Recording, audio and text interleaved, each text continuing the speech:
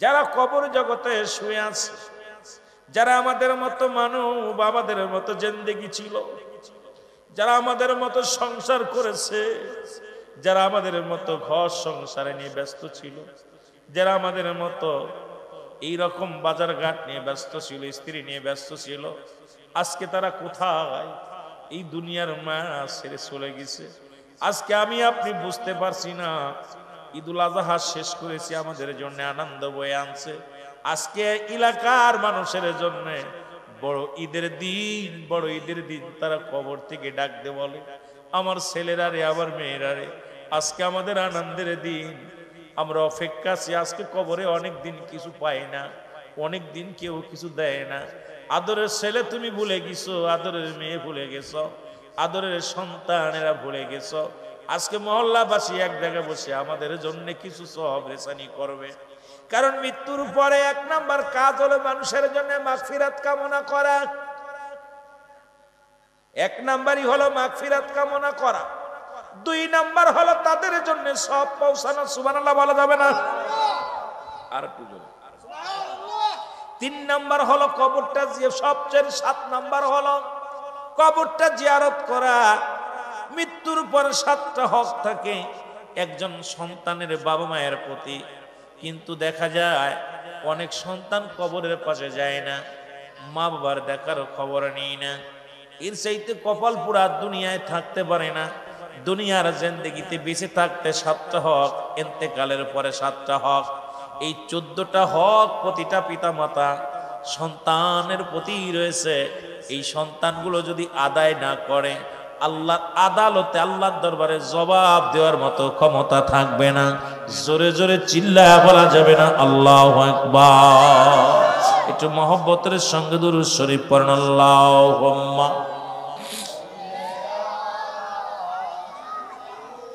এ মদিনায়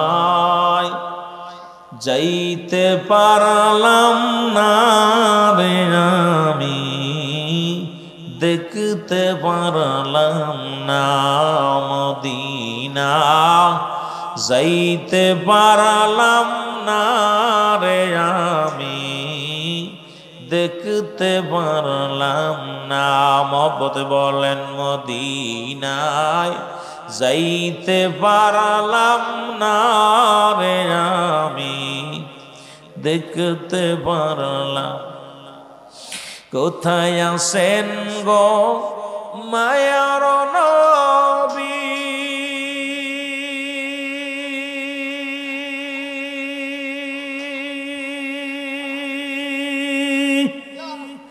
আমি আশিক আশায় আসি। কোথায় আছেন গো মায়ার নবী, আমি আশিক আশায় আসি।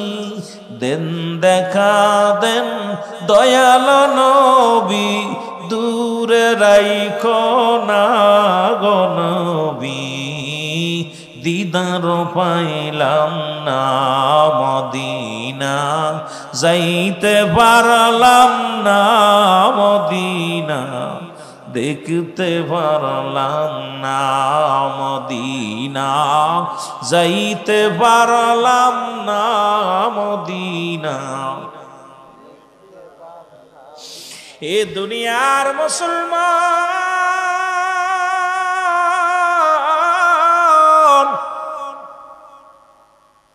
আমি বলতেছিলাম সিনার খবর, মনের খবর কে রাখে? আল্লাহ। আল্লাহ চোরকেও আল্লাহর ওলি বানাইতে পারে, একজন কৃষককেও আল্লাহর ওলি বানাইতে পারে।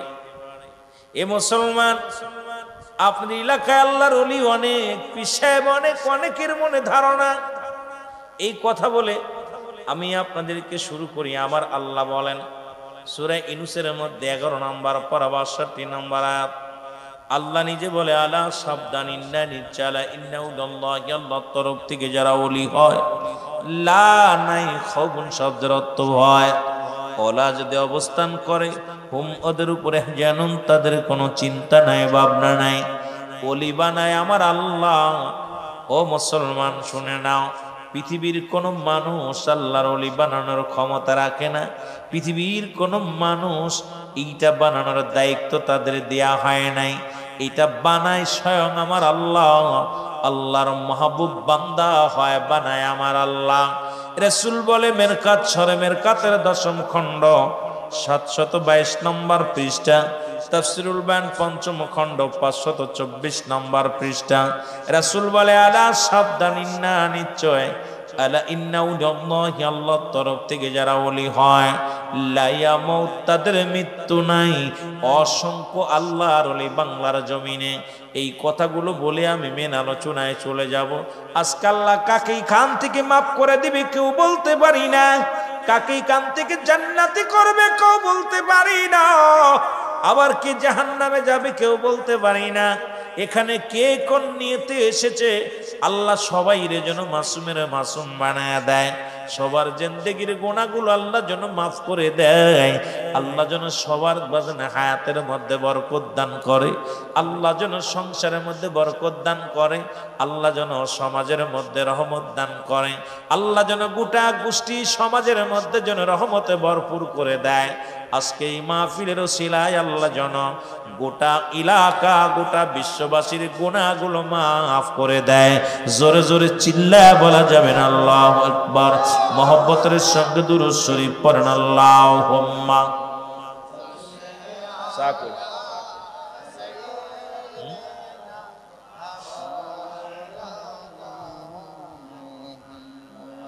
ওয়ালা আলি।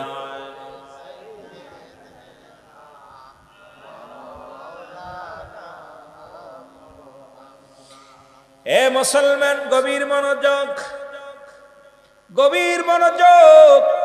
কিছু কথা আমি বলে যে আল্লাহ কখন কারে কবুল করে ফেলে, কখন কার দোয়া কবুল করে, কখন কার কথা। মুসলমান জুনায়েদ বাগদাদি, বাগদাদ নগরে বিখ্যাত একজন আল্লাহর ওলি, নাম হলো হযরত জুনায়েদ বাগদাদি রাহমাতুল্লাহ আলাইহি।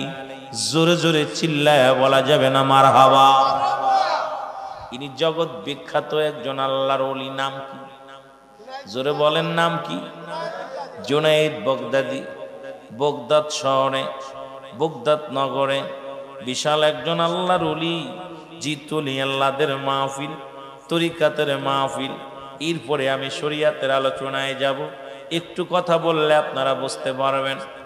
এই জুনায়েদ বা মুসলমান শুনে নেন, খাজা হযরত জুনায়েদ বাগদাদি উনি ছিলেন তৎকালীন জামানায় একজন আল্লাহর মহান ওলি।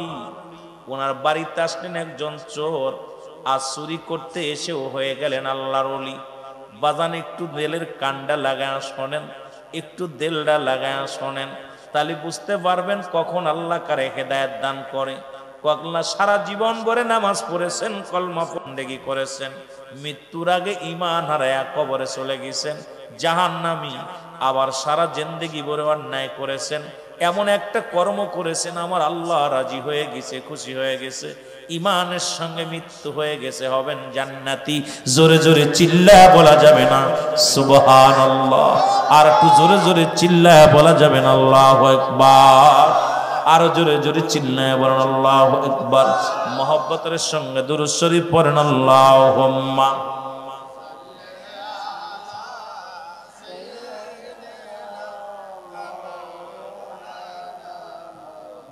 আরো জোরে বলেন ওয়ালা আলি।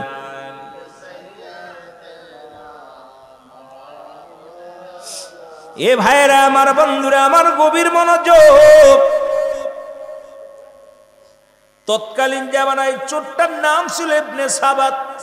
নাম কি? আরো জোরে বলে। ইবনে সাবাত তৎকালীন জামানার মধ্যে বিখ্যাত একজন চোর। জুনায়েদ বাগদাদির বাড়িতে আসলেন রাত্রে অন্ধকারে চুরি করতে। গভীর মনোযোগ, কথাগুলো দিলের কান্ডা লাগা শুনে নিবেন। কাজে লাগবে আপনাদের, আপনার কাজে লাগবে, আমার জিন্দেগি কাজে লাগবে। জগৎ বিখ্যাত একজন চোর, তিনি হয়ে গেলেন আল্লাহর ওলি। আল্লাহ কাকে কখন আল্লাহর দপ্তরে নাম লিখে নেন কেউ বলতে পারি না। ফকরগিরি করো না। আমলের বাহাদুরি করো না, ইমানের বাহাদুরি করো, ইমান নিয়ে যেন মরতে পারো। আমলের বাহাদুরি করো না, আমি এত আমল করি, আমি এত আমল করি, এত দান করি, ফকর বন্ধ করো, এত ফকর করো আল্লাহ, তুমি যেন আমার ইমান হারা করো না। বেলালের মতো ইমান দিও, ওই মুসলমান ওয়াসকরণীর মতো ইমান দিও, ও মুসলমান হাফসি বেলালের মতো ইমান দিও, আবু বক্কারের মতো ইমান দিও, হযরত উমরের মতো ইমান দিও। এমন ইমান আমাদের দিও যেন ইমান থেকে বঞ্চিত হয়ে যায় না। লা ইলাহা, নাই কোন ইলাহ ইল্লাল্লাহু এক আল্লাহ ছাড়া, এ মুসলমান নাই কোন মাবুদ এক আল্লাহ ছাড়া গো, নাই কোন মাবুদ এক আল্লাহ ছাড়া, ইল্লাল্লাহ, নাই কোন মাবুদ এক আল্লাহ ছাড়া। আল্লাহকে পাওয়ার একমাত্র ঠিকানা মাধ্যম হলো মুহাম্মাদুর রাসূলুল্লাহ। জোরে জোরে চিল্লায় বলেন সাল্লাল্লাহু আলাইহি ওয়াসাল্লাম। জোরে জোরে চিল্লায় একবার বলা যাবে না মারহাবা? আর একটু জোরে জোরে চিল্লায় বলেন আল্লাহু আকবার। মহব্বতে চিল্লায় একটু দুরূদ শরীফ পড়েন আল্লাহুম্মা।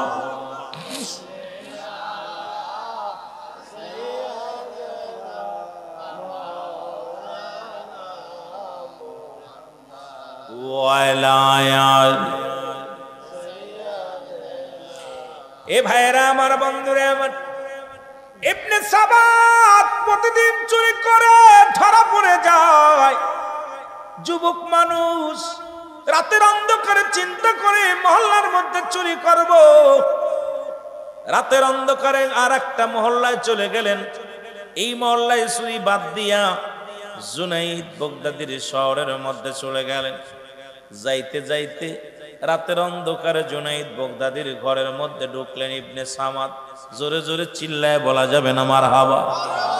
ইবনে সাবাত উনি কি করলেন? জুনাইদ বাগদাদির ঘরের মধ্যে প্রবেশ করলেন, রাতের অন্ধকারে ঢুকলেন। ঢুকিয়া দেখে একখানা জায়নামাজ পড়া আছে ঘরের মধ্যে। হুজুর গেছে কোথায়? তাহাজ্জুদের নামাজ পড়বে রাত্রে অন্ধকারে। হুজুর গেছে ওযু করতে, বাকি কাজ সারে, জরুরাত কাজ সেরে ওযু করতে গেছে। ইবনে সাবাত ঘরের মধ্যে ঢুকিয়া দেখে জায়নামাজ বিছানো। লক্ষ্য করে চারিদিকে দামি দামি কাপড়, তাসবিহ পড়ে আছে, কোরআন শরীফ পড়ে আছে। ইবনে সাবাত চিন্তা করে, পাইছি আজকে ভালো মোটা অঙ্ক, আজকে বসাইব। কাপড়গুলো দামি দামি কাপড়, সব দিকে লক্ষ্য করলেন, এগুলো গুছাইয়া নিলেন। ইবনে সাবাত সব কাপড়গুলো গুছাইয়া একত্রিত করে যখন বাঁধবে, চিন্তা করে বাঁধার তো কিছু নাই, কেমনে বাঁধবো, এটা তো বেঁধে নেওয়া লাগবে। ইবনে সাবাত যখন এটা ভাবতে লাগলেন, এ মুসলমান কি দিয়া বাঁধবে?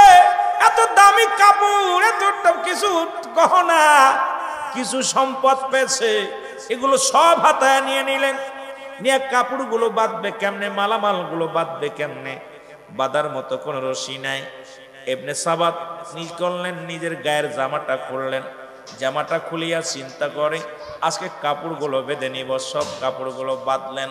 কাপড় বাঁধা যখন ঠিক হয়ে গেছে, কাপড় উঠাইবে, এমন সময় আল্লাহর ওলি, আল্লাহর ওলি, জগৎ বিখ্যাত একজন আল্লাহর ওলি হযরত জুনাইদ বাগদাদি ঘরের মধ্যে প্রবেশ করলেন। কাশি দিলেন, কাশি দিয়ে প্রবেশ করে দেখে চূড়ায় সব কিছু গুছাইয়া, চুরি চুরি চুরি চূড়ায় সব কিছু গুছাইয়া উঠাইয়া নিয়ে যাবে।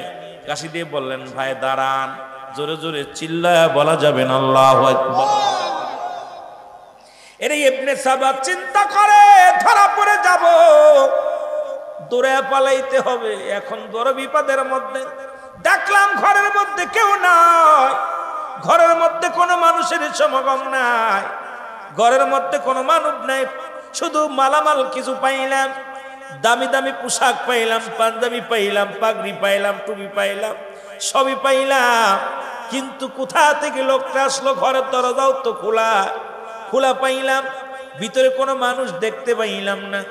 ইবনে সাবাত যখন দৌড় মারবে, দূর থেকে ডাক দে, বলে, বাবা দৌড় দিও না, আমি তোমার দলের লোক, দৌড় দিও না, দাঁড়াও। উনি দাঁড়ায় গেছে, চিন্তা করে, তোমার নাম কি? আমার নাম, আমার নাম শুনে কাম কি? বাড়ি কই? কয় আমার বাড়ি শুনে কি হবে?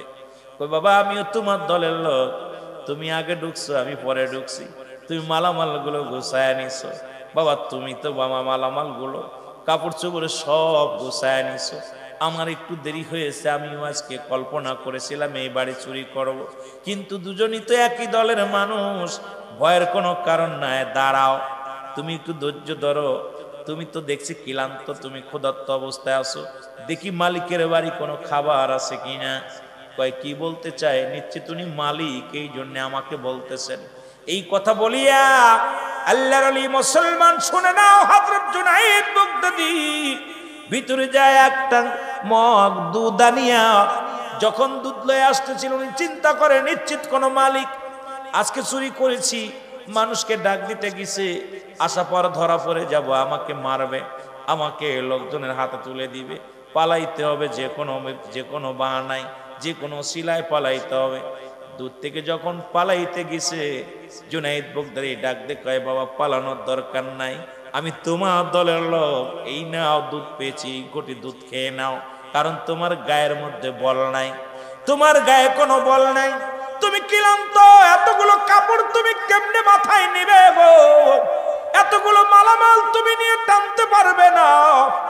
কয় তুমি যাই বলো, যতই দুধ খাও, আজকের মালের ভাগ আমি কাউকে দিব না, অনেক দিন বেশি চুরি করতে পারি না, আজকে সুযোগ বুঝে পেয়েছি, তোমাকে তুমি পাশে এসেছো, ভাগ দিব না। আল্লাহর ওলি ডাক দিয়ে কয়, বাবা আমার লাগবে না, তুমি নিয়ে যাও, আমার লাগবে না, তুমি নিবে, তোমারটা তোমারই দেব, আমি তোমার কাছে ভাগ চাই না, দুধটা খেয়ে নাও। দুধ খাইলেন, গায়ে বল হলো, এবার বলে চলো যাই, দুটি টুপলা বাঁধি, একটা টুপলা আমার মাথায় তুলে দাও, আর একটা টুপলা তোমার মাথায় নাও, কারণ এত কাপড় তুমি একা নিতে পারবা না, বড় টুপলাটা আমার মাথার মধ্যে দাও, ছোট টুপলাটা তুমি নাও, ছোট বোঝাটা তুমি নাও। আল্লাহর ওলি, ও মুসলমান শুনে নাও, এ মুসলমান, ইবনে সাবাত ছোট বোঝাটা নিলেন, বড় বোঝাটাও মুসলমান ওই আশিকের মাথায় তুলে দিলেন। তুলে দিয়া পর দুজনেই ঘর থেকে বাইর হয়ে গেলেন। আগে আগে যায় ইবনে সাবাত, পিছে পিছে যায় আল্লাহর ওলি। তখনও চিনতে পারে না মুসলমান। জুনায়েদ বাগদাদী পিছে পিছে যায়, ইবনে সাবাত গালাগালি করে, রাগ করে, ধাক্কা মারে, ঘুষি মারে, চর মারে, দরিদ্র ধরা পড়ে যাব, রাত যখন শেষ হয়ে যাবে লোকজন ধরে ফেলবে, মেরে ফেলবে। এমনকি লাথি পায়া দিয়ে লাথি মারলেন আল্লাহর ওলি গায়ের মধ্যে, এমন লাথি মারলেন ছুটে পড়ে গেলেন, গোড়ায়া গোড়ায়া রক্ত গা দিয়ে ঝরে। গায়ের মধ্যে লাথি মারে, চর মারে, চাটি মারে, আল্লাহর ওলি কান্দে আর ডাকতে বলে, এ ভাই আমাকে তুমি মারছো মনে দুঃখ নাই, আসলে আমার গায়ের মধ্যে কোনো বল নাই, আমার গায়ে কোনো শক্তি নাই, আমি আস্তে আস্তে নিয়ে যাব, তোমার কোনো ভয় নাই, এলাকার মানুষ দেখবে না, মানুষগুলো তোমারে কিছু বলবে না, চলো আমি আস্তে আস্তে তোমার মালামালটা নিয়ে যাই। নিয়ে যাওয়ার পর যখন দূরে যাইতে যাইতে একটা জায়গা যাওয়ার পর উনি বললেন, মালগুলো রাখো। মালগুলো রাখলেন, রেখা দিয়া বললেন, হুজুর মালগুলো দেখে দিলেন। আল্লাহর ওলি জুনায়েদ বাগদাদী মালগুলো রাখলেন। ইবনে সাবাত বলতেছে, তুমি মালগুলো টেনে এনে দিলে, তোমার শুকরিয়া আদায় করি, কত রাগ করলাম, কত তোমাকে মারলাম, কত গালি দিলাম, তুমি প্রতিবাদ করো নাই, তোমারে আমি বললাম আবার আগামীকাল যখন চুরি করতে যাই তোমাকে সঙ্গে নিয়ে যাব, তোমাকে একটু বেশি মাল দিব, আজকে আমি কিছু তোমাকে দিব না, আমার প্রয়োজন। আল্লাহর ওলি জুনায়েদ বাগদাদী কয়, বাবা আমার কিছু লাগবে না, আপনি লয়ে যান, আমি রওনা হয়ে যায়। আর আপনাকে একটা অনুরোধ করি, শুইনালান বাবা, যে বাড়িতে ডাকাতি করতে গিয়েছেন ওই বাড়িতে আবার যাবেন, আরো বেশি মালামাল পাবেন। জোরে জোরে চিল্লায় বলা যাবে না আল্লাহু আকবার, জোরে জোরে মহব্বতের সঙ্গে চিল্লায় বলেন আল্লাহু আকবার। কামেল মুকামেল ওলি দুনয়নে দেখতে পাও, যদি কামেল মুকামেল ওলি দুনয়নে দেখতে পাও, ওই কদমে জীবন জৈবন, ও গো বন্ধু ঠেলে দাও, আর ওই কদমে তোমার জীবন।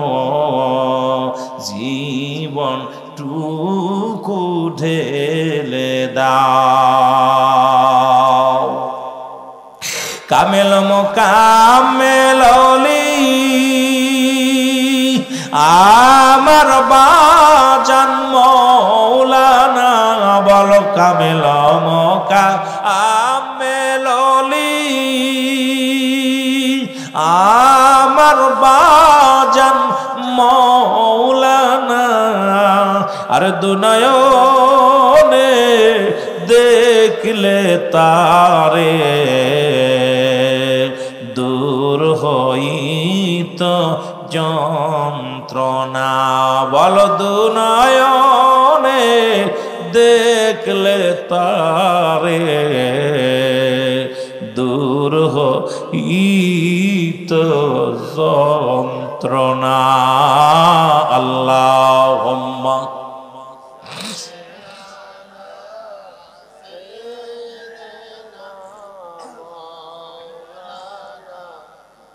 বাবারা জোরে জোরে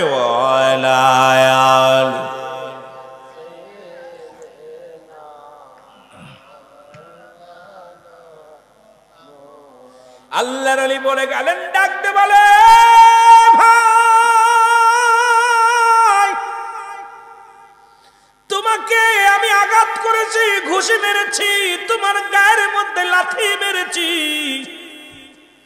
তোমাকে কত গালমন্দ করেছি, একটা প্রতিবাদ করো নাই। তোমার মতো এত ভালো চোর আমার নজরে কোনোদিন পড়ে নাই। তুমি যাইতেছো, যাবার আগে আল্লাহর ওলি ডাক দে কয়, বাবা আমারই তো ভুল ছিল, আমি কেন তোমার বোঝাটা ঠিক মতো টেনে দিতে পারি নাই। তুমি আমাকে মেরেছো, আমি অন্যায় করেছি, তোমার উপকার আমি করতে পারি নাই, এই জন্য আমাকে গালি দিছো, আমাকে ঘুষি মারছো, আমার গায়ের তুমি লাথি মারছো, কোনো কষ্ট আমার নাই। তবে বাবা তোমার বলি, আমি তোমার উপরে কোনো অভিযোগ নাই, তোমার উপরে কোনো ক্ষিপ্ত আমি নাই, রাগান্বিত নয়। তবে তুমি আগামী কাল রাত্রে আমি তোমার সাথে যাব, যে বাড়িতে চুরি করতে গেছো ওই বাড়িতে আবার যাবা। এই বলিয়া বিদায় নিয়ে গেলেন। আর বললেন, আমি যদি ভুল ত্রুটি করে থাকি, ও ভাই মুসলমান শুনে নাও, ইবনে সাবাত আমারে তুমি ক্ষমা করে দিও, মাফ করে দিও যদি ভুল হয়ে যায়। আমি তোমার উপকার ঠিক মতো করতে পারি নাই, আমি ঠিক মতো আমি তোমার মাল বহন করতে পারি নাই, এর জন্য আমি দুঃখিত, ক্ষমা চাই। এই কথা বলে উনি বিদায় হয়ে গেলেন।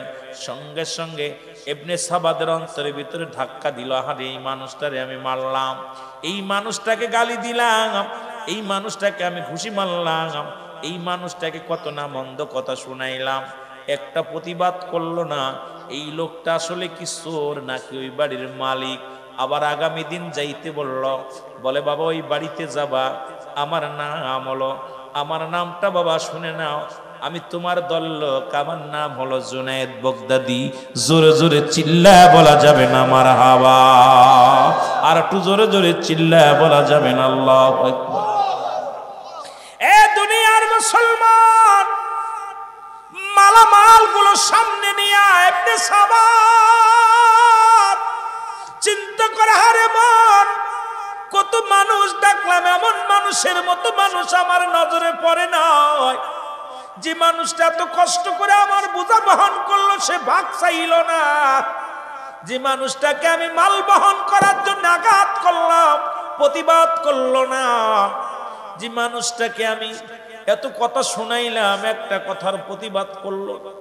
আর এই মানুষটা তো কোনো সাধারণ মানুষ মনে হয় হতে পারে না। আমি খবর নিব। এই কথা বলার পর শান্তি পেলেন না, মালামাল পড়ে থাকলেন, পাগলের মতো ছোটাছুটি করা শুরু করলেন। ইবনে সাবাত কি করলেন, কাহারে মন, যাব ওই বাড়িতে যাব। খুঁজতে খুঁজতে চলে গেলেন। পরের দিন যা খবর নিলেন, এ মুসলমান শুনে নাও, উনি রওনা হয়ে গেলেন।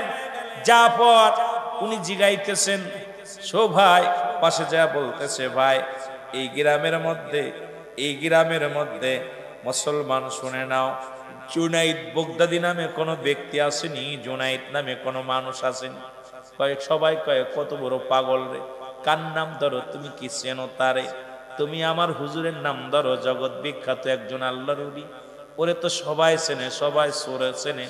ওই মুসলমান ইবনে সাবাত চোরকে সবাই চেনে, সবাই চিন্তা করে নিশ্চিত হুজুরের বাড়ি আজকে কাম সারবে, এই জন্য হুজুরের ঠিকানা চায়, জুনায়েদ বাগদাদির ঠিকানা চায়, তার বাড়িটা খুঁজতে চায়, কারণ রাতের অন্ধকারে ঢুকছে, বাড়িটা খেয়াল নাই। এখন চোরে চিন্তা করে যখন বললেন তাকে তুমি সবাই চেনেন, লোকজন বললেন তার বাড়িতে কি হবে তার বাড়ি দিয়া? বলে লোকেরা শোনো, আমি ভালো মতো তোমাদের কাছে জানতে চেয়েছি জুনাইদ নামের ওই লোকটার বাড়ি চেননি?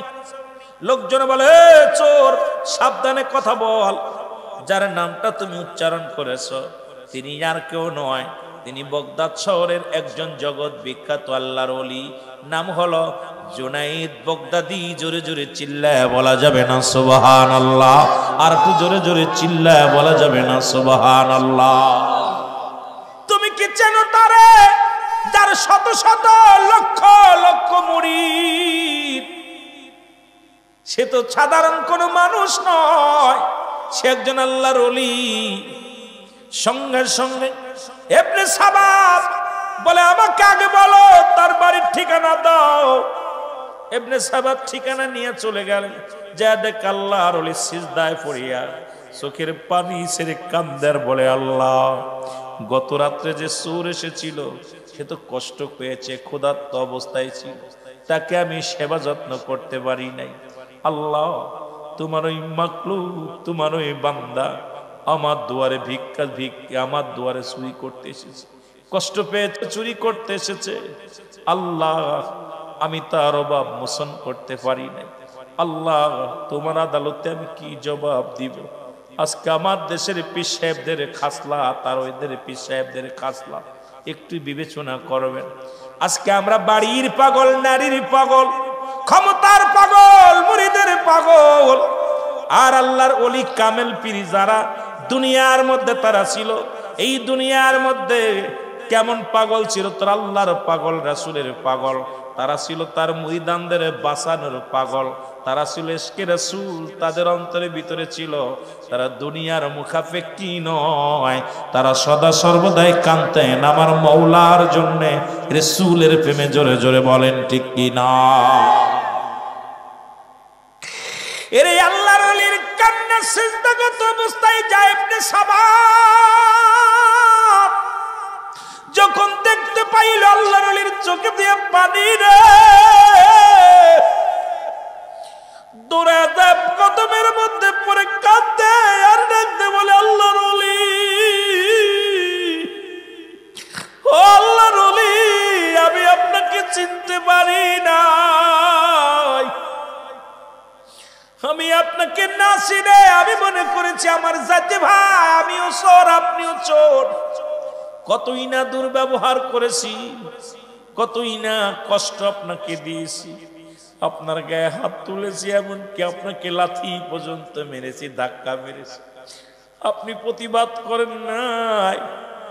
আল্লাহর ওলি জুনায়েদ বাগদাদি কয় সাবাত, আমি যদি তোমার খবর নিতে পারতাম তুমি অন্যায়টা করতে না, আমি যদি তোমার ক্ষুধার্ত মিটাইতে পারতাম তুমি মানুষের বাড়ি চুরি করতে না। তুমি চিনতে পারো নাই বাবা, আমি কোনো কষ্ট পাই নাই, তুমি আমাকে আঘাত করেছো, আমি তোমার কাজ করতে পারি নাই। আমি ক্ষুধার্ত অবস্থায়, আমি মাস যাই, সপ্তাহ চলে যায়, খাবার জোটে না, সপ্তাহ চলে যায়, একটা খুরমা খেয়ে জীবন যাপন করি, রাতের বেলা দিনের বেলা রোজা রাখি, রাত্রে বেলায় একটা খুরমা খেয়ে ইফতার করি, এই হলো আমার জিন্দেগি। আর আমার দেশের পীর সাহেবদের খাওয়ান দেখলে মাথা খারাপ হয়ে যায়, প্লেটে খাবার থাকে, নামাজ বাজার, এমন বড় বুড়ি হয়। আমার মনে কিছু করবেন না, এমনও পীর সাহেব আছে যাদের দেহখানা দেখলে সকালবেলা 2 কেজি গোশ, দুপুরবেলা 2 কেজি গোশ, বোনা গোশ বাদান, তাদের এত বড় কার ফলফলাদি লাগে। আল্লাহর মাহবুব বান্দা যারা, তারা দুনিয়ার ফলফলাদের মুখাপেক্ষী নয়, আল্লাহর ইবাদত বন্দেগী করে জিন্দেগি পার করে। জোরে জোরে বলেন ঠিক কি না? কামেল পীর হইলে কেমনে বুড়ি হয়? কামেল পীর হইলে তার তো বুড়ি হওয়ার কথা। আমার পীর কেবলা জানকে যারা দেখেছেন আটটুসি আমার হুজুর, সে খাবারের অভাব ছিল না। যদি মনে করতো প্রতিদিন একটা করে গরু বনবে, পারতো কি পারতো না? কথা বলেন, পারতো কি পারতো না?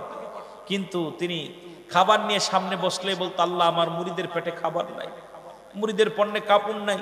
হয়তো মনে করতে পারেন আমি আট্টশির বক্তা, এই জন্য আট্টশির পক্ষে না। বাবা, আপনারা যারা গিয়েছেন, 2-4 জন যারা গিয়েছেন, আমার হুজুর বলতেন, আল্লাহ আমার মুরিদের পেটে খাবার নাই, পণ্যে কাপড় নাই, আমি খেয়ে গেলে আল্লাহ তোমার কাছে আমি কি জবাব দিব? আমার মুরিদ যখন বলবে যে আমার পিসেব খাইছে, আমি খাইতে পারি। আমার পীর কেবলা জান সোনার দেহখানা কঙ্কাল বানায় ফেলেছিল। আর আমাদের দেশের পীরদের বাড়ি গাড়ি আর পেট ভুঁড়ি দেখলে, অবস্থা দেখলে খুব খারাপ। আরে বাবা রে বাবা, শাহিন শাহ নকশবন্দিয়া মুজাদ্দিদি আমার পীর কেবলা জান এই দুনিয়ার শাহিনশাহ হয়ে আসলেন। তারপরেও সে জীবন ভরে ক্ষুধার্ত অবস্থায় থাকলেন, রোজা রাখতেন, সারাটা বছরই রোজা রাখতেন, বেশিরভাগ না খায়া জীবন পার করেছেন। আর কাঁদতেন বসে বসে, ইয়া রব্বি হাবলি উম্মতি, ইয়া রব্বি হাবলি মুরিদি, মুরিদি বলে কাঁদতেন। নবীজি কাঁদছে উম্মতি বলে, কেবলা জান কাঁদতেন মুরিদ, মুরিদ বলে। সুতরাং আমার বাবারা কামেল মুকাম্মেল হওয়া লাগবে। আমি যে কথাগুলো বলতেছি, এই জন্য বগদাদ নগরের কথাটা বলার ভিতরে হাকিকত হলো যে আল্লাহ কখন কার করে। দরবার শরীফ বিশ্ব জাকের মঞ্জিলে অসংখ্য খারাপ মানুষগুলো যায় আল্লাহ আল্লাহ হয়ে গেছে, জোরে বলেন ঠিক কিনা? অসংখ্য মানুষ গাঁজা খেত, মদ খেত, তারি খেত, দুষ্টমি করত, দেখা যায় দরবারে যে পরিবর্তন হয়ে গেছে, জোরে বলেন ঠিক কিনা? কথা বলেন, কথা বলেন। দুষ্টকৃত মানুষগুলো ভালো হয়ে গেছে। এই জন্যে ইবনে সাবাদের কথা আমার মনে পড়ে গেল। আমি এই জন্য আমি কথাটা বলতেছি। এ মুসলমান, গভীর মনোযোগ,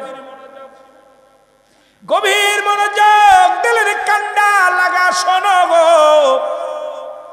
আল্লাহর ওলির কদমে পড়ে বলে, হুজুর আপনি আমাকে বায়াত করায় দেন, আমি আপনার কাছে মুরিদ হব, জীবনে আর কোনোদিন চুরি করব না, জীবনে আর কোনোদিন অন্যায় পথে পা বাড়াবো না, আজ থেকে আপনি আমার মুরিদ বানায়া দেন। আল্লাহর ওলি কয়, মুরিদ তোমারে বানাইতে পারি, শর্ত একটা হলো আজ থেকে একটা মিথ্যা কথা বলতে পারবা না, আজ থেকে মানুষের হক নষ্ট করবা না, আজ থেকে নামাজ ছাড়বা না, রোজা রাখবা, সৎ পথে চলবা, হালাল রুজি খাইবা। যদি আমার কাছে কথা দিতে পারো, ওয়াদা করতে পারো, আমি তোমাকে মুরিদ বানায়া দিব। জুনায়েদ বগদাদি বলার সঙ্গে সঙ্গে মুসলমান যখন বললেন, বলার সঙ্গে সঙ্গে মুসলমান ইবনে সাবাদ বলেন, আল্লাহর ওলি আমি ওয়াদা করলাম যদি না খেয়ে মারা যায় জীবনেও কোনোদিন চুরি করব না, যদি দুনিয়ার মধ্যে যতই কষ্ট হোক আমি নামাজ ছাড়ব না, দুনিয়ার জিন্দেগির মধ্যে যতই আমার দুঃখ আসুক জীবনে কোনোদিন আমি অপরাধ করব না, জীবনে কোনোদিন মানুষের হক নষ্ট করব না। আল্লাহর ওলি জুনায়েদ বগদাদি তার বায়াত গ্রহণ করাইলেন, হাতে হাত দিয়া তওবা করাইলেন, কালেমা পড়াইলেন। এ মুসলমান, ইবনে সাবাত জীবন ভরে সেই দরবারে কাটায়া দিলেন। এমন ভাবে মুসলমান আমল করা শুরু করলেন, এমন ভাবে তাহাজ্জুদের নামাজ পড়া শুরু করলেন, এমন ভাবে তিনি ইবাদত বন্দেগী করা শুরু করলেন। রোজা রাখতেন, দিনের বেলা রোজা রাখতেন, রাতে না খায়া থাকতেন, দিনে না খায়া থাকতেন। অজর নয়নে রাত জেগে জেগে কাঁদতেন।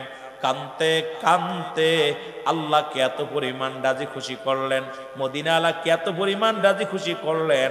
সর্বশেষে মুসলমান শুনে নাও, শুনে নাও মুসলমান শুনে নাও, এই পৃথিবীর মধ্যে এমন পরিমাণ, এত পরিমাণ আমল করত, এত পরিমাণ ক্ষুধাভীরু ছিল, এত পরিমাণ আমলদার ব্যক্তি ছিল গো। এই পৃথিবীর মধ্যে সৎ পথে থাকার কারণে, আল্লাহ ওয়ালা হতে হতে, আমল করতে করতে সর্বশেষে ইবনে সাবাদ মুসলমান শুনে নাও, আল্লাহ রব্বুল আলামিনের দপ্তরে ওনার একটা নাম হয়ে গেল। তিনি নাম হলো চোর থেকে আল্লাহর ওলি। এই মুসলমান শুনে নাও, জুনায়েদ বগদাদির মুরিদ মুসলমান শুনে নাও, এই পৃথিবীর মধ্যে চোর থেকে হয়ে গেলেন আল্লাহর একজন ওলি। যেমন নিজামুদ্দিন আউলিয়া পৃথিবীর মধ্যে খুন করে হলো আল্লাহর ওলি। মুসলমান শুনে নাও, শুনে নাও, জগৎ বিখ্যাত আল্লাহর ওলি। পৃথিবীর মধ্যে অসংখ্য আল্লাহর ওলির এইরকম আছে। পৃথিবীর মধ্যে সুদখোর হাবিব সুদ খায়া ছেড়ে দিয়ে আল্লাহর পথে পাগল হয়ে গেলেন, সঙ্গে সঙ্গে আমল করতে করতে হলেন আল্লাহর ওলি। আমার একটা বিশ্বাস, বিশ্ব জাকের মঞ্জিলে আমার ভাইরা যারা যায়, যারা আট্টশী দরবারে যায়, কেবলাদান হুজুর যে আমল দিছে, যদিও ওলি না হতে পারি, আউলিয়ার দপ্তরে নাম লেখানো সম্ভব। এই আমলটা যদি আমরা করতে পারি, জোরে বলেন ঠিক কিনা? যে আমলগুলো দিচ্ছে হুজুর পাক, আত্মশীর হুজুর যে আমল দিচ্ছে, সেই 3টার সময় উঠে আল্লাহকে ডাকা, কোরআন তেলাওয়াত করা, নবীর উপরে দুরূদ পড়া, জিকির আজগার করা, তাহাজ্জুদের আপনার সেই কখন মিলাদ শরীফ পড়া, কিয়াম করা, এরপরে নফল নামাজ পড়া, মুরাকাবা মুশাহাদা করা, জিকির আজগার করা, যে আমলগুলো দিছে, দৈনন্দিন যদি কোনো ব্যক্তি আমল করে, আমল করতে করতে আউলিয়ার দপ্তরে নাম লেখাইতে পারে। সুবহানাল্লাহ বলেন না? আরো জোরে বলেন না আল্লাহু আকবার। কিন্তু দুঃখের বিষয়, আমরা জাকের বের আমল করি, বড় কষ্ট। অধিকাংশ জাকের বের আপনারা দেখা যায় অনেক পীরের, যারা খালি আটপশি না, অনেক পীরের মুরিদ আপনারা পীরের কাছে যায় বায়াত গ্রহণ করেছেন, আমল করেন না, নামাজই পড়েন না। আমি মনে করি যারা নামাজ পড়েন না, কোনো পীরের কাছে যে লাভ নেই। যারা বেনামাজি, কোনো পীরের কাছে যাওয়ার দরকার নেই। কারণ বেনামাজি আপনি পীরের কাছে যায় যদি পরিবর্তন না হয়, ইবনে সাবাত চোর থেকে যদি আল্লাহর ওলি হতে পারে, আর তুমি মিয়া বাড়িয়া নামাজই পড়ো না, আল্লাহর বিধানই মানো না, দাড়ি চাইছে, এরপরে দুনিয়ার মধ্যে খারাপ পথে চলো, অন্যায় করো, আমি মনে করি কোনো পীরের কাছে যা লাভ নেই। পীরের কাছে যায় যদি তাকবীর পরিবর্তন না করতে পারো, আল্লাহ যদি তাকবীর পরিবর্তন না করে, আমলের পরিবর্তন না করতে পারো, আল্লাহর কসম সেই জায়গা যে লাভ নেই। জোরে বলেন ঠিক কিনা? কষ্ট যদিও পান, আমি সত্যি কথা বলি, সেটা হলো এই জন্য আমি আমার পীর কেবলাজানকে শুনেছি বলছে, বাবা যারা বেনামাজি তারা আমার মুরিদ না, সুতরাং নামাজ যারা পড়েন না তারা আটপশি যাবেন না, যারা আটপশি যান নামাজ তাদের পড়া লাগবে। আর আটপশির মুরিদ শুধু না, আমরা যারা মুসলমান, একমাত্র কাফের এবং মুসলমানদের মধ্যে পার্থক্য হলো নামাজ। যদি বলেন ঠিক কিনা? কাফের এবং মুসলমানদের মধ্যে পার্থক্য কি? নামাজ। নামাজ যার নাইতে এবার কিসের মুসলমান? মুসলমান হয়ে দাবি করতে হলে নামাজের প্রয়োজন আছে কিনা? আরো জোরে বলেন আছে কিনা? এই নামাজটা আদায় করতে হবে। জোরে বলেন ঠিক কিনা? একটু মহব্বতের সঙ্গে দুরূদ শরীফ পড়েন। আল্লাহুম্মা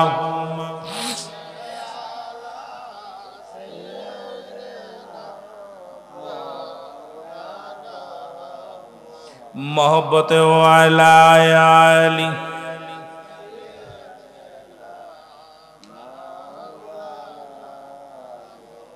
কষ্ট হচ্ছে দুরূদ শরীফ পড়তে, আওয়াজ নাই।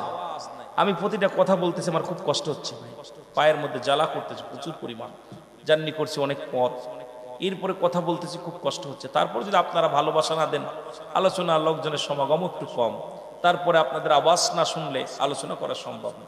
এখান থেকে আমরা, আল্লাহ কারে মাফ করে দিবে, এখান থেকে কে মাপ পেয়ে যাবে আল্লাহ পাকই ভালো জানে। এই জন্য প্রথমেই আমি শুরু করেছি ইন্নামা আমল বিন্নিয়াত, সিনার খবর, মনের খবর রাখে কে? আল্লাহ। এটা দিয়েই যে নিয়ত ছিল, নিয়ত গুণে বরকত, নিয়ত গুণেই বরকত। এখানে কোন নিয়তে কে এসেছেন আল্লাহ ভালো জানে। এই জন্য নিয়তটা সহি করতে হবে। এখানে বসেছি, প্রতিদিন মাহফিলে বসার ভাগ্য, কপাল লাগে। অনেকেই বাইরে ঘুরে ঘুরে বেড়াচ্ছে, কপাল নাই, তাদের কপাল লেখা না। যদি বলতো গানের প্যান্ডেল ধরতো না লোক। সুলাইমান ইনি মুসলমান ছিলেন, অমুসলমান গভীর মনোযোগ আর একজন ছিলেন বাদশাহ জুলকারনাইন, উনিও মুসলমান।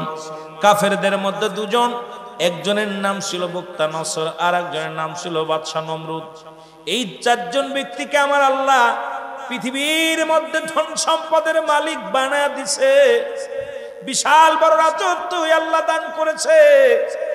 এক একজনকে এক একটা জিনিস আল্লাহ দান করেছে। সুলাইমান নবীকে একটা মজেদার সিংহাসন দান করেছিল।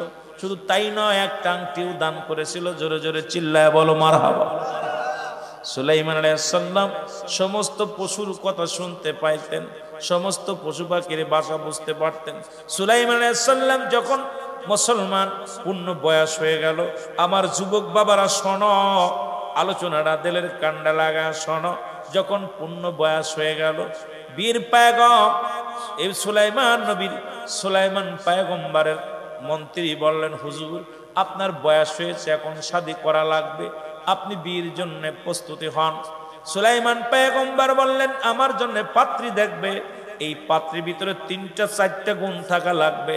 এই 4টা গুণে গুণান্বিত যে পাত্রীর মধ্যে আছে সেই পাত্রীকে আমি বিবাহ করব, নয়তো কোনো বিবাহ আমি করব না। রাজ্যের মধ্যে মহল্লার মধ্যে তোমরা ঘোষণা করে দাও, এই সমাজের মধ্যে ঘোষণা করে দাও, কারণ এই পৃথিবীর মধ্যে আমি এত বড় বাদশা, আমি বাদশা পয়গম্বর সুলাইমান। টাকার আমার অভাব নাই, সম্পদের আমার অভাব নাই, বাড়ির আমার অভাব নাই, কিছুর অভাব নাই। পৃথিবীর মধ্যে আল্লাহ আমাকে অনেক দিয়েছে, তবে 4টা গুণ থাকা লাগবে। বলে হুজুর 4টা গুণের কোন গুণ? 1 নাম্বার গুণ হবে ওই মেয়েটা তার আমানত নষ্ট করে না, আমানতদারি হবে। আমার দেশের আমানত নষ্ট করা মেয়েগুলো এখন 90% মেয়েরা আমানত নষ্ট করে, তার সতীত্ব নষ্ট, আমানত নষ্ট। প্রতিটা মেয়ের কাছে একটা আমানত আছে, প্রতিটা পুরুষের কাছে একটা আমানত আছে। আমরা পুরুষটাও কিন্তু স্ত্রীর আমানত নষ্ট করি। পৃথিবীর মধ্যে মুসলমান, গভীর মনোযোগ, 2 নাম্বার হলো, 2 নাম্বার সে আমলদারি হবে, ফরজগারি হবে, আল্লাহওয়ালা হবে। সুলাইমান পয়গম্বর বিয়ে করবে, কেমন পাত্রী হবে, কেমন নারী হবে? নারীর উদাহরণগুলো দিয়ে দিলেন। 1 নম্বরে হবে আমানতদারি, 2 নম্বরে হবে বুজুর্গানে আমলধারী, 3 নম্বর হবে পৃথিবীর মধ্যে গুণর, সে হবে বড় রূপবতী, রূপবতী হওয়া লাগবে। 4 নম্বর হলো বংশ, তার বংশ পরিচয় ভালো হওয়া লাগবে। এই 4টা গুণ যদি ভালো পাও, এই 4 গুণে গুণান্বিত যদি কোনো নারী পাও, আমি বাদশা সুলাইমান বিয়ে করতে রাজি। এর একটা গুণের বাইরে যদি হয়, আমি বাদশা সুলাইমান বিয়ে করতে রাজি নয়। জোরে জোরে চিল্লা বলা যাবে না আল্লাহু আকবার। আজকে একটু নিয়তের ওয়াজটা করি, তারপরে দেখা যাক যদি আবার সুযোগ পাই। শরীয়তের আর একটু যাবো, আমার যুবক ভাইয়েরা আছেন, মা বোনেরাও শুনতেছেন। এই জন্য একটা কথার উপরেই আলোচনা করলে রাত শেষ হয়ে যাবে, কোন দিক থেকে কোথায় যাব, সময় তো পাবো না। আমার ভাইরা, আমার বন্ধুরা, আমার চারিদিকে গোটা রাজ্যে ঢোল পিটিয়ে দেওয়া হলো, ইলহাম দেওয়া হলো বাদশা সুলাইমান বিয়ে করবেন, পয়গম্বর সুলাইমান নবী বিয়ে করবে। পাত্রী খুঁজতে লাগলেন, পাত্রীর বিবরণ দেয়া শুরু হলো। সপ্তাহ ঘুরে যায়, কোন পাত্রী চিঠি লেখে না সুলাইমানকে বিয়ে করার জন্য। গোটা রাজ্য, গোটা দেশ, একটা নারী পা গেল না। পা গেল মুসলমান। মুসলমান গভীর মনোযোগ, একজন জাইলা মুসলমান, শুনে নাও। সেই জাইলে মশাই মাছ ধরতে যায়, নদীতে মাছ ধরতে যায়। উনি শুনতে পাইলেন সুলাইমান পয়গম্বর বিয়ে করবে, আর পাত্রী লাগবে 4টা গুণের গুণান্বিত একটা পাত্রী লাগবে। জেলে মনে মনে চিন্তা করে, আল্লাহ তুমি তো আমার একটা মেয়ে দিছো, এই মেয়েটার ভিতরে 3টা গুণ আছে, একটা গুণ নাই। দেখি আমি এই পায়গম দিব, বিয়ের পায়গম দিব। যদি আমার সুলাইমান পয়গম্বর যদি আমার জামাতা হয়ে যায়, আমার কপাল খুলে যাবে, আমি একজন আল্লাহওয়ালা ব্যক্তিকে জামাই হিসেবে পাবো, একজন বুজুর্গানে দিনকে আমি জামাই হিসেবে পাবো। দুনিয়ার আমার কোনো লোভ নাই, সম্পদের কোনো লোভ নাই, আমি বাড়ি চাই না, গাড়ি চাই না। আল্লাহ আমাকে একটা রূপবতী মেয়ে দিছে, মাশাআল্লাহ।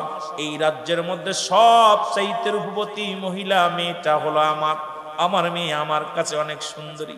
2 নাম্বার, আমার মেয়েটা বিশাল আমলদারি, তাহাজ্জুদের নামাজ কাজা দেয় না, রোজা কাজা দেয় না, নামাজ ছাড়ে না, বেপরদায় চলে না, পৃথিবীর কোন পুরুষের মুখ দেখে নাই। আর আমাদের মেয়েরা কলেজে যায়, স্কুলে যায়, তাদের যে ল্যাংটা অবস্থা, যে বেহায়া অবস্থায় যায়। আজকে কয়টা মেয়ে রাখছেন হেফাজতে?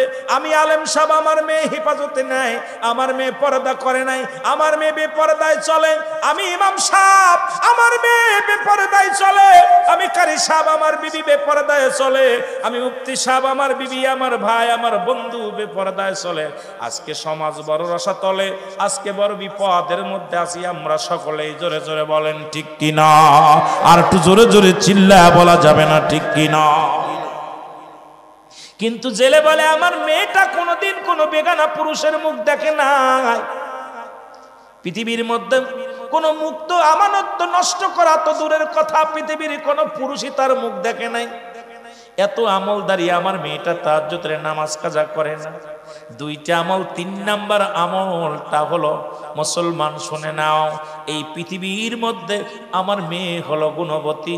পৃথিবীর মধ্যে শুধু বংশ পরিচয়, আমি জেলে মানুষ, আমার কোনো সম্পদ নাই, টাকা নাই, আমি মাছ ধরি, এই একটা জিনিস আমার ভিতরে নাই, তবু সুলাইমানের কাছে পয়গম্বর দিব।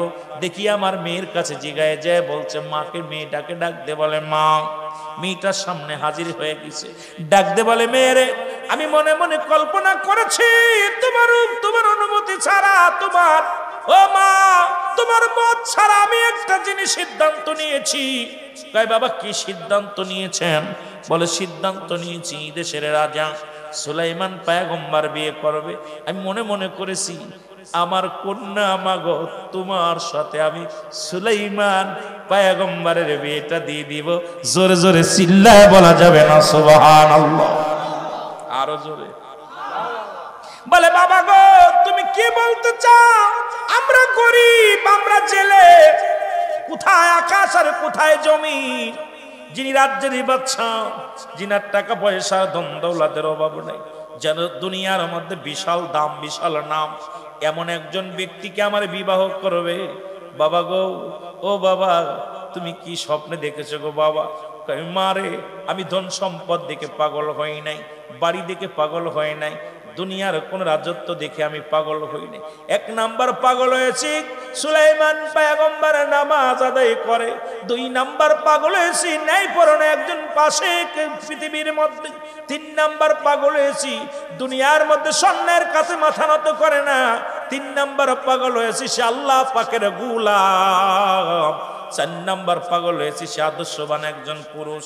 এমন একজন এইরকম কিছু গুণাগুণ দিতে লাগলেন, এই জন্য আমি পাগল হয়েছি যদি সুলাইমান পয়গম্বর আমার জামাতা হয়, আমার জামাই হয়। কারণ একটা কন্যা সন্তান হলে একটা জান্নাতের মালিক হওয়া যাবে। এমন একজন আল্লাহ বুজুর্গানে দিনে যদি আমার জামাই হয়, আল্লাহর দরবারে আমি জবাব দিতে পারবো, মারে আমিও সুখী হব, তুমিও সুখী হবা। মেয়েটাও সঙ্গে সঙ্গে 2 রাকাত নফল নামাজ আদায় করেন।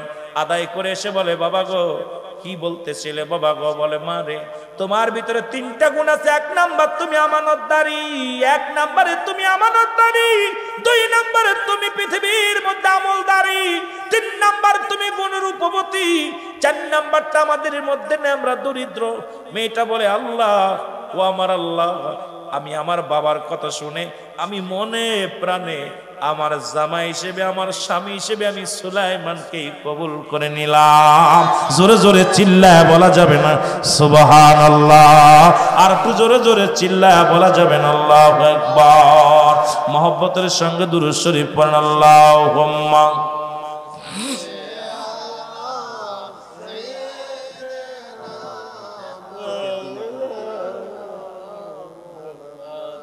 ওয়ালা আলি।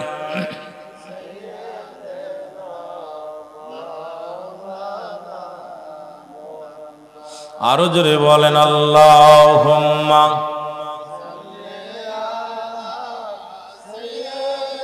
এ মদিনায় যাইতে পারলাম না, মদিনা দেখতে পারলাম।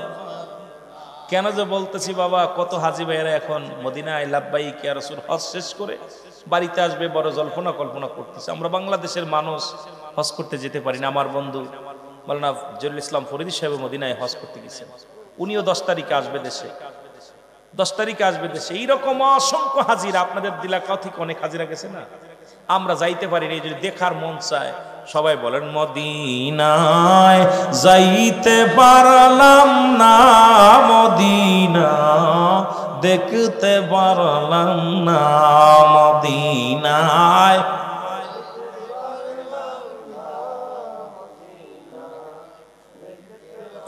উম্মতের কান্ডারি নবী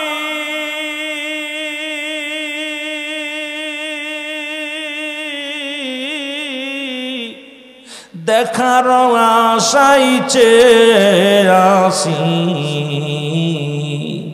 উম্মতের কান্ডারি নবী পাবার আশায় চেয়ে আসি। দাও দেখা দাও দয়াল নবী, দাও দেখা দাও দয়াল নবী, দূরে রাইখো না মদিনায় যাইতে পারলাম না, মদিনা দেখতে পারলাম না মদিনায়।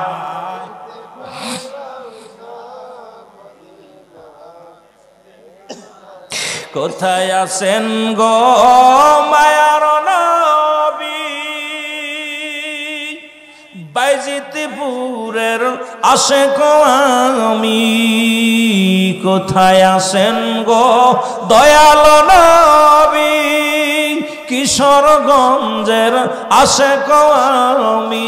দাও দেখা দাও দয়াল নবী, দাও দেখা দাও দয়াল নবী, দূরে রাইখো না মদিনায় যাইতে পারলাম না মদিনা, দেখিতে পারলাম না মদিনা।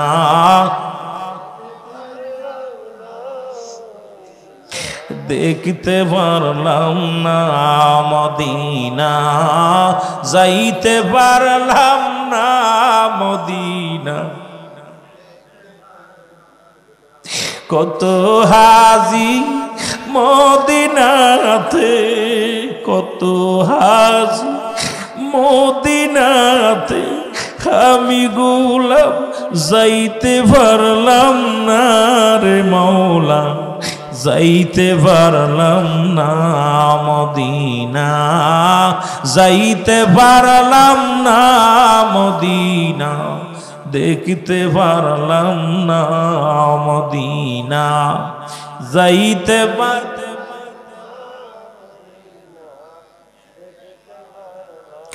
এ দুনিয়ার মুসলমান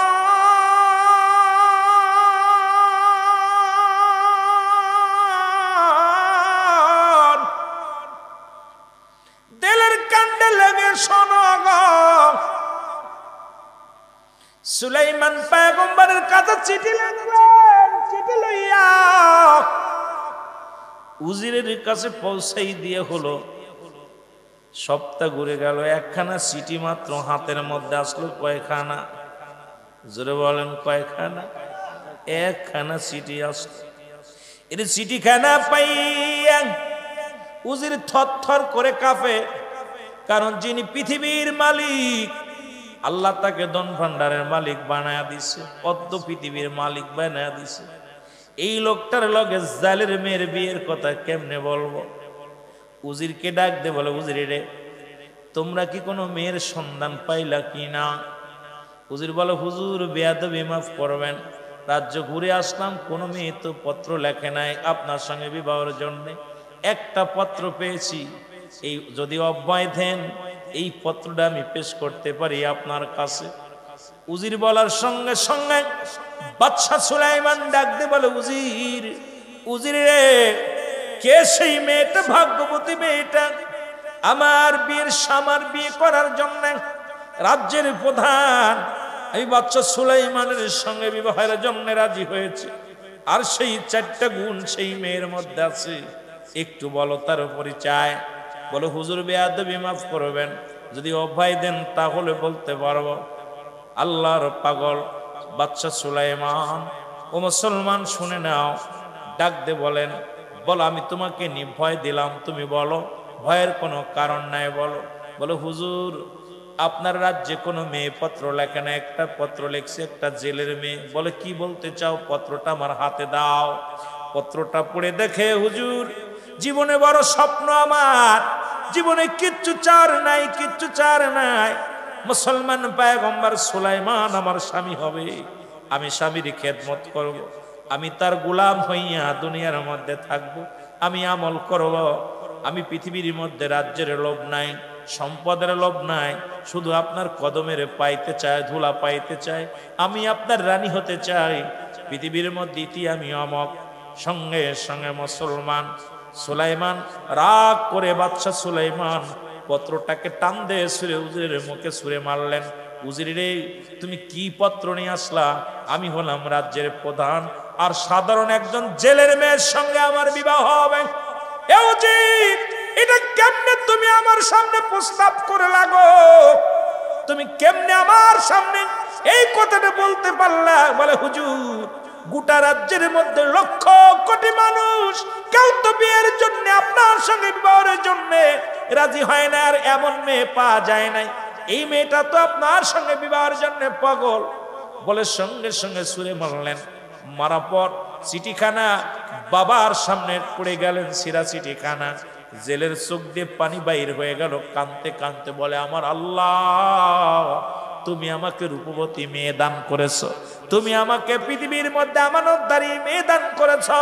আল্লাহ, তুমি আমার আমলদারী একটা মেয়ে দান করেছো, কিন্তু পৃথিবীর মধ্যে আমি আল্লাহ বাদশা সুলাইমান পয়গম্বর সুলাইমানকে জামাতা বেনাত বানাইতে চেয়েছিলাম, কিন্তু কপালে লেখা নাই, আমার চিঠিখানা ছিঁড়ে ফেলেছে।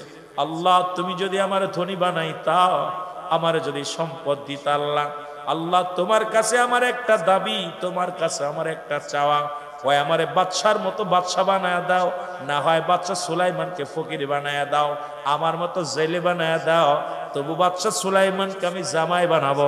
জোরে জোরে চিল্লায়া বলা যাবে না আল্লাহু আকবার? আর একটু জোরে জোরে চিল্লায়া বলা যাবে না আল্লাহু আকবার? দোয়া করে বলেছে, হাত উঠাই ফেলেছে। আল্লাহ হাতটা মুসা, এমন পাগল, আল্লাহর পাগল, হাতটা কবুল করে ফেলেছে। সুবহানাল্লাহ বলেন না? আরো জোরে। আমার আল্লাহ তাআলা কবুল করে ফেলেছেন।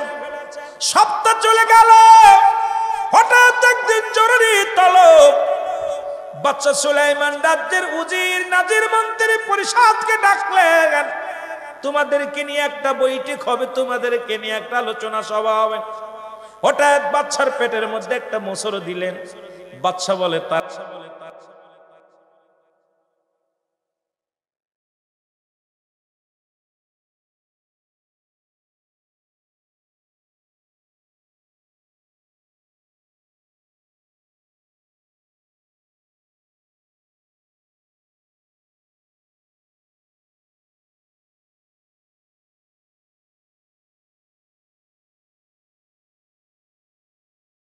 দেখলেন বদজিন, এটা দেখতে পাইলেন বাদশা যখন বদজিন দূর থেকে দেখতে পাইলেন সুলাইমান পয়গম্বর ওনার হাতের মোজাদার আংটিখানা উজিরের হাতে দিয়ে দিয়েছে, ওনার পাগড়িখানা উজিরের হাতে দিয়ে দিয়েছে।